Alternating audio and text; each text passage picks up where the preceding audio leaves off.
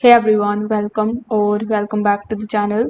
In today's quick video, I will show you exactly how to update DirectX on Windows 11 using simple, no complication methods so that your games and your applications run smoothly.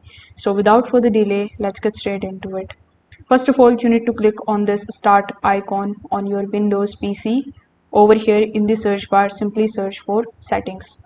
Once you are here in the settings of your device, simply click on the option of Windows Update. Over here, click on the option of check for update, and if a newer DirectX version is available here, it will show up over here. So you need to click on the install option, or it is going to install automatically with the system updates. So you need to update it if the update is needed. After that, you need to restart your PC and you are done. If this method doesn't work for you, you can also press Windows plus S on your keyboard and then you can simply type DirectX over here. Now, once you search for DirectX here, you can select the DirectX diagnostic tool in order to see the current version of it.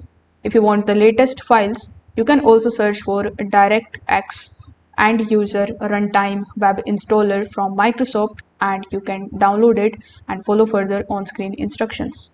You can also open your GPU softwares like NVIDIA or AMD. Currently for my Windows, I'm currently using NVIDIA, so you need to open that.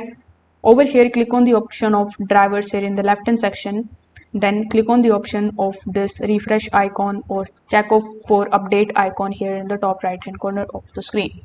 Over here, if you see any kind of updates available, which is available in my case, simply click on the install button in order to install the latest update, and it is going to basically support the latest DirectX hardware. So that's how you can update DirectX on Windows 11 quickly and without any complicated steps. If this video helped you out, make sure that you like this video and subscribe to the channel. Thanks for watching.